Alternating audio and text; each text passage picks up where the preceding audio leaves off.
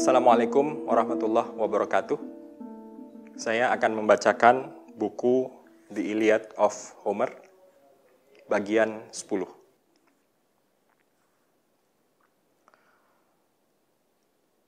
Sekarang, para pangeran bangsa Achaean sedang tidur nyenyak di tenda mereka. Namun, tidak halnya dengan Agamemnon. Ia begitu gelisah memikirkan nasib para prajuritnya. Ia menatap tembok Troy. Ia begitu kagum dengan nyala api yang memancar di depan tembok kota. Ia juga mendengar suara para prajurit Troy yang sedang bernyanyi diiringi flute. Namun hatinya sangat hancur karena kekalahan. Putra Atreus bermaksud menemui Nestor untuk bersama-sama mencari jalan keluar dari kehancuran. Agamemnon bangkit, mengenakan pakaiannya serta menggenggam sebilah tombak. Menelaus juga tak dapat memejamkan mata, hatinya sangat gelisah. Ia merasa bersalah kepada bangsa Achaean karena perang yang sedang berlangsung adalah demi kepentingannya mengambil Helen. Ia menutup bahunya dengan kulit macan, memakai helm dan membawa tombak. Ia bangkit mencari kakaknya. Menelaus menemukan Agamemnon sedang berdiri di samping kapalnya. Menelaus berkata kepada Agamemnon, "Kakak, mengapa kau berpakaian lengkap dengan senjata? Apa kau akan mengirim mata-mata? Aku begitu khawatir jika tak ada satupun yang akan menuruti perintahmu karena membahayakan nyawa mereka." Agamemnon menjawab, "Menelaus, kita harus menemukan cara agar bangsa Achaean selamat dari kehancuran karena Zeus telah berubah pikiran dan membantu Hektor. Sekarang panggillah Ajax dan Idomeneus. Aku akan membangunkan Nestor agar memberi instruksi pada teman-teman kita yang sedang terjaga. Karena mereka akan mendengarkannya, karena putra Nestor dan Meriones, saudara Idomeneus adalah kapten mereka." Menelaus menjawab, "Apa yang harus kulakukan setelah memanggil mereka? Kembali menemuimu di sini atau menunggumu bersama yang lain?" "Tunggu aku. Ada begitu banyak jalan menuju tenda-tenda yang dapat membuat kita sulit bertemu kembali." Menelaus memanggil mereka dan Agamemnon menuju ke tenda Nestor. Ia melihat Nestor tidur dengan senjata di dekatnya, perisai, 2 tombak, dan helm. Nestor bangun mendengar suara derap kaki Agamemnon dan berkata, "Siapa itu? Apa kau mencari sahabatmu? Bicaralah dan katakan maksud kedatanganmu." "Aku Agamemnon. Aku tak bisa tidur. Aku ingin mengajakmu berkeliling dan mengamati apakah prajurit sedang berjaga atau tidak. Kita tak tahu jika musuh menyerang pada malam hari." Nestor menjawab, "Agamemnon, Zeus tak akan membantu Hektor. Ia akan menemui masalah jika Achilles bersedia meredakan amarahnya dan kembali berperang. Aku akan ikut denganmu. Kita juga akan membangunkan yang lain, Diomedes, Odysseus, Ajax, dan putra Phileus. Sebaiknya ada yang memanggil Ajax dan Idomeneus. Kapal mereka paling jauh. Ini bukanlah kekalahan, Menelaus. Aku sangat menyayangi dan menghormatinya. Ia seharusnya pergi menemui semua pangeran bangsa Achaean dan memohon bantuan mereka karena sekarang kita sedang dalam bahaya besar." Agamemnon menjawab, "Nestor, dialah yang memintaku memimpin bangsa Achaean melawan Troy. Sebelum aku datang menemuimu, aku telah meminta yang melakukan seperti yang kau sarankan. Sekarang, mari kita pergi menemui mereka." Nestor menambahkan, karena dengan demikian ia tidak akan disalahkan. Mereka akan mendengar dan mematuhi perintahnya ketika Menelaus meminta mereka untuk terus berperang. Nestor mengenakan pakaian dan sandalnya, lalu menyusuri tepi pantai untuk membangunkan yang lain. Kapal pertama yang ia datangi adalah kapal Odysseus. Mendengar ada yang memanggilnya dengan suara keras, Odysseus terbangun dan menghampiri Nestor. "Mengapa kau keluar malam sendirian? Apa ada sesuatu yang begitu mendesak?" Nestor menjawab, "Odysseus, ikutlah denganku, dan mari kita bangunkan yang lain. Kita akan bermusyawarah untuk memutuskan apakah kita harus terus bertempur atau pulang." Odysseus masuk kembali mengenakan pakaian. Mereka lalu menuju tenda Diomedes dan menemukannya tidur di luar tenda bersama para teman-temannya. Nestor lalu membangunkan Diomedes. "Bangunlah putra Tideus," ucap Nestor. Bagaimana mungkin kau dapat tertidur dalam keadaan seperti ini? Tidakkah kau melihat pasukan Troy berkemah di dekat kita dan dapat menyerang kapan saja?" Diomedes menjawab, "Orang tua, hatimu memang terbuat dari besi karena kau belum juga istirahat.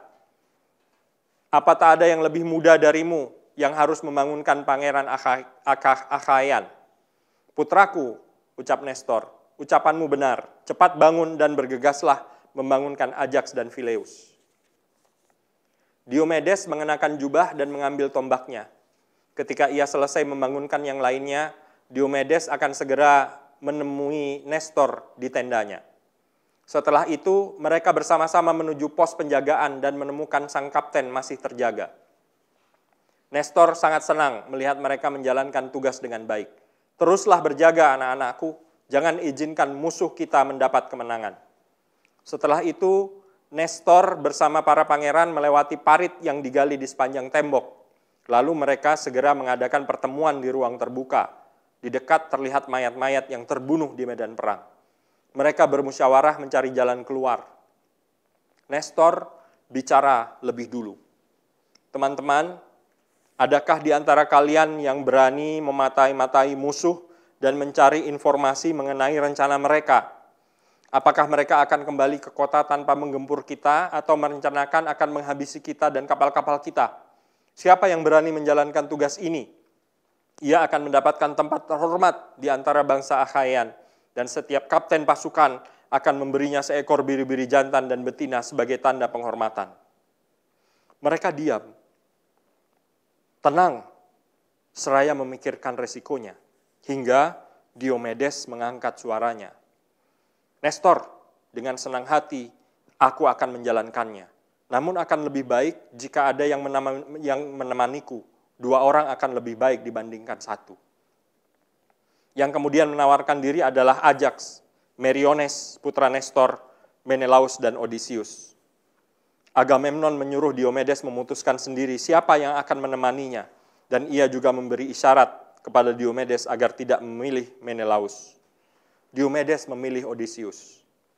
Odysseus berkata, "Putra Tideus, mari laksanakan tugas ini. Jika menundanya, hari akan segera pagi." Diomedes dan Odysseus segera bersiap-siap. Thrasymedes memberi Diomedes pedang, perisai, helm. Meriones memberi Odysseus helm baja, busur, serta tabung untuk anak panahnya.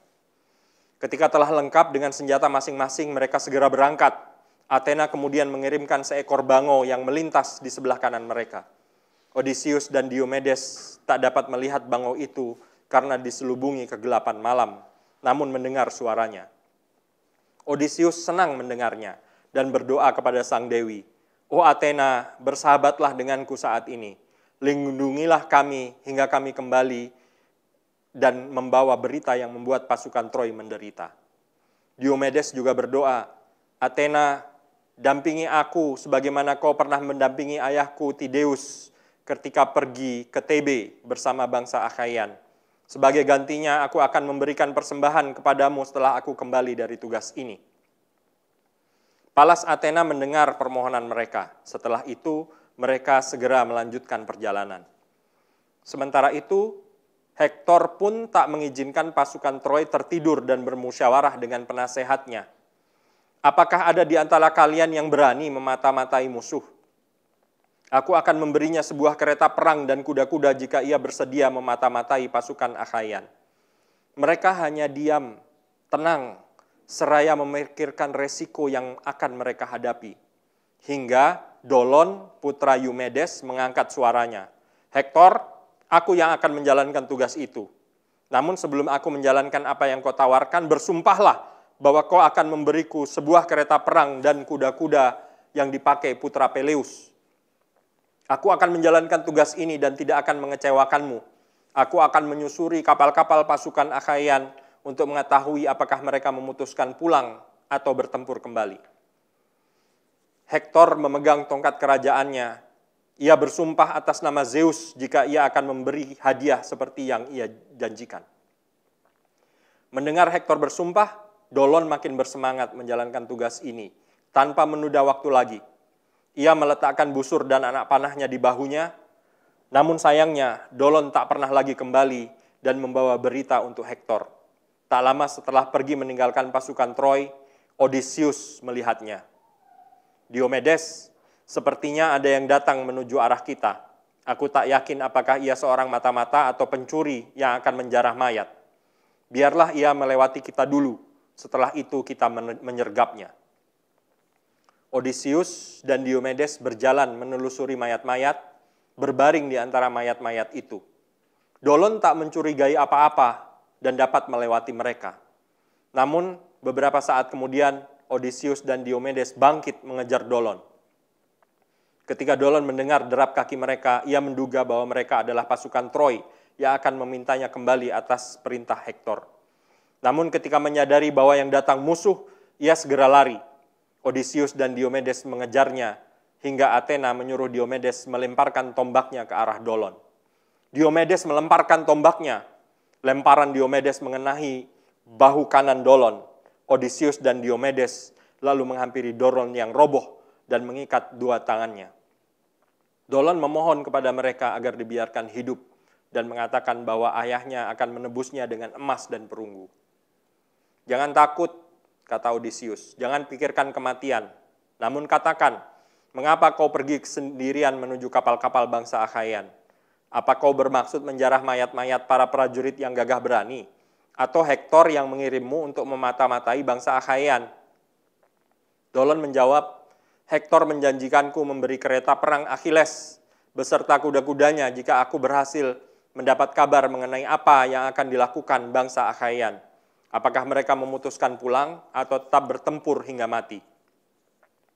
Odysseus hanya tersenyum dan menjawab, sepertinya tak akan mudah mengendarai kereta perang Achilles karena ibunya Dewi.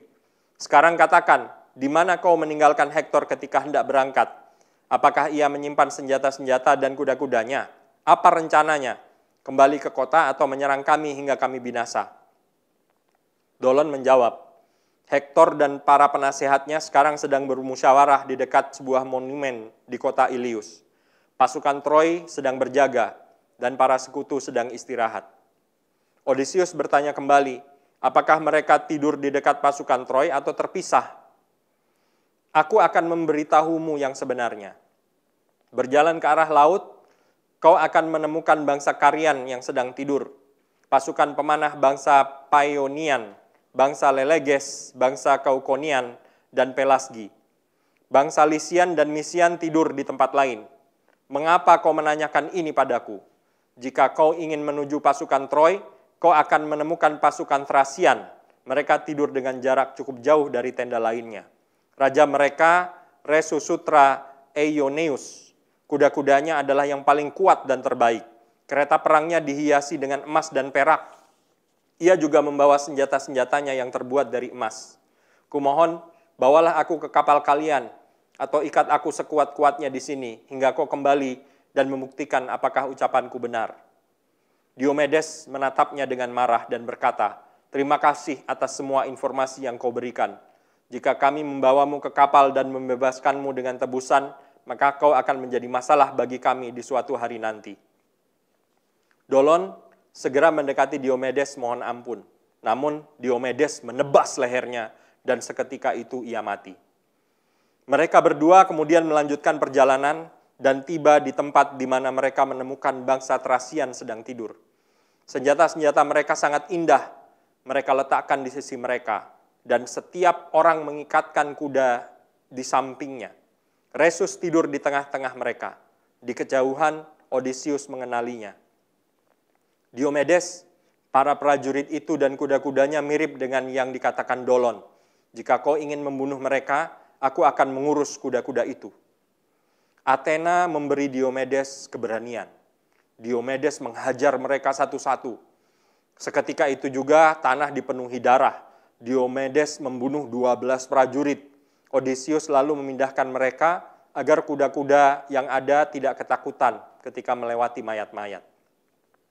Diomedes juga membunuh sang raja, dan dengan begitu ia telah membunuh 13 prajurit.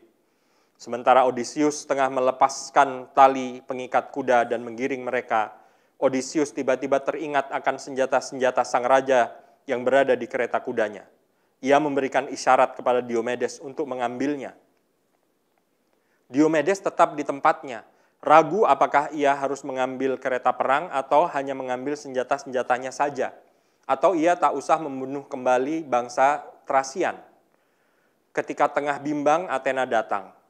Diomedes, kembalilah ke kapal atau kau akan mati di tempat ini, karena beberapa dewa lainnya akan membangunkan pasukan Troy. Diomedes mengenali suara sang dewi. Ia dan Odysseus naik ke atas kuda dan kembali ke perkemahan. Namun, Apollo melihat perbuatan Athena dan putra Tydeus. Ia marah dan membangunkan Hippokoon, penasihat dari bangsa Thracian sekaligus keluarga Rhesus. Ia bangun dan melihat kuda-kudanya sudah tidak ada. Ia juga melihat teman-temannya tak bernyawa. Hippokoon lalu memanggil teman-temannya. Kemudian terdengar kegaduhan di seluruh tenda pasukan Troy dan mereka takjub atas keberanian bangsa Achaean. Ketika Diomedes dan Odysseus sampai di tempat di mana mereka membunuh mata-mata Hektor, mereka berhenti sejenak untuk mengambil senjata-senjata milik Dolon. Setelah itu, mereka memacu kuda mereka hingga akhirnya Nestor mendengar suara derap langkah kuda. "Sahabat-sahabatku," ucap Nestor kepada lainnya, "sepertinya aku mendengar suara langkah kaki kuda mendekat ke arah kita. Kuharap Odysseus dan Diomedes, namun aku juga khawatir jika mereka telah terluka." Tak lama kemudian, Odysseus dan Diomedes muncul di hadapan mereka. Pasukan Achaean senang melihat kedatangan mereka dan memberi selamat. Nestor lalu bertanya, "Odysseus, bagaimana kau membawa kuda-kuda ini? Apa kau mencurinya dari pasukan Troy? Atau kau bertemu dewa dalam perjalanan lalu ia memberimu kuda-kuda ini? Kuda-kuda ini begitu indah seperti matahari. Aku sudah sering bercakap-cakap dengan bangsa Troy, namun belum pernah melihat kuda yang seindah ini. Kuda-kuda ini pasti diberikan dewa, karena kalian berdua sangat disayangi Zeus dan Athena." Odysseus menjawab, "Nestor, andai langit menghendaki, mereka akan memberiku yang lebih indah. Kuda-kuda ini berasal dari Thrace. Diomedes membunuh 12 prajurit Thrace dan raja mereka. Namun sebelum kami menemukan kuda-kuda ini, kami bertemu dengan mata-mata bangsa Troy yang akan memata-matai kita. Setelah kami tangkap dan menanyakan beberapa hal, Diomedes membunuhnya." Odysseus tertawa dan membawa kuda-kuda itu melewati parit, sementara bangsa Achaean yang lainnya mengikutinya. Ketika mereka sampai di tenda Diomedes, Odysseus memasukkan kuda-kuda itu ke kandang dan memberi mereka makan. Ia meletakkan senjata rampasan perang milik Dolon di buritan kapal. Setelah itu, Odysseus dan Diomedes menuju pantai untuk membersihkan diri sebelum memberi persembahan untuk Athena. Setelah tubuh mereka bersih, mereka duduk di dekat sebuah meja, menuangkan anggur ke dalam mangkuk, dan menumpahkan ke tanah sebagai penghormatan kepada Dewi Athena.